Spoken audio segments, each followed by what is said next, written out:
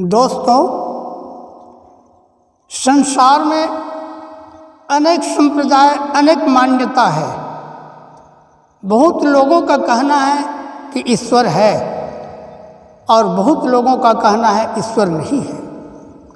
इन दोनों के निर्णय के विषय में विचार करना है कि वास्तविक ईश्वर है तो ईश्वर कहाँ रहता है और नहीं है तो कैसे नहीं है। इनके विषय में विचार करें। अगर ईश्वर है तो जैसे पुराणों में कहा गया है कि ध्रुव प्रहलाद को भगवान आके दर्शन दिया, यह बात प्रमाण में कोई नहीं कर सकता, प्रमाण नहीं दे सकता, क्योंकि ये लेख में है। अगर भगवान है ऐसे मानते हैं तो वह घट घट व्यापी सबके हृदय के अंदर में ईश्वर का वास्तविकता गुणवाचक नाम है। जैसे डॉक्टर है, मास्टर है, यह गुणवाचक नाम है, इसी तरह से ईश्वर भी गुणवाचक नाम है। ईश अपने लिए होता है और उस दूसरों के लिए होता है। ईश धनवर बराबर ईश्वर। इस हृदय में रहने वाला वर माने श्रेष्ठ क्या है? यह चेतन आत्मा ही है। चेतन आत्मा है, ईश्वर घोषित होता है और इसी के बिना पत्ता नहीं हिलता।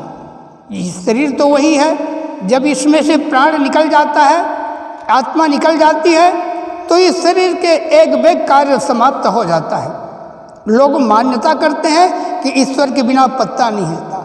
या विचार कीजिए, केवल ऊपर अगर हम ईश्वर मान के इसको घोषित करते हैं कि ईश्वर के बिना पत्ता नहीं हिलता, वह असिद्ध होता है, और सिद्ध घट घट में ईश्वर है, यह सिद्ध होता है। तो इस ईश्वर जो बोलने वाला है, जिसकी सत्ता से हम सुन रहे हैं, जिसकी सत्ता से देख रहे हैं, जिसकी सत्ता से बोल रहे हैं, वही बोलने वाला ईश्वर है। कहा ना, इनको दिखाए तो देखने वाला स्वतः वही है, तो यह दिखाया नहीं जा सकता। गो गोचर लग मन जहाँ जाई, सो सब माया जानो भाई। वास्तविकता में इंद्रियों के और मन के जहाँ तक पहुँच है, वहाँ तक ईश्वर नहीं, वह माया है, इससे वह अतीत है। इन सभी बातों को जानने वाला ही वह ईश्वर है, वह घट घट में है। यह कहने और समझाने का विधा है। वास्तविक में समझें कि यह बोल रहा है वही ईश्वर है।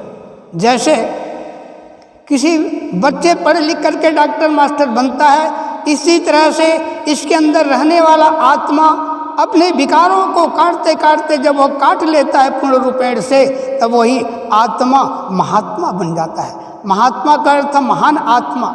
इसी तरह से वह साधना क्षेत्र में पूर्ण होते हुए वह अपने डिग्री पा जाता है, तो वह परम आत्मा हो जाता है। परम आत्मा कहने का मतलब शुद्ध आत्मा हो जाता है, वही परमात्मा है। वास्तविक में विचार करें, मम दर्शन फल परम अनुपा, जीव पावनी सहज स्वरूपा।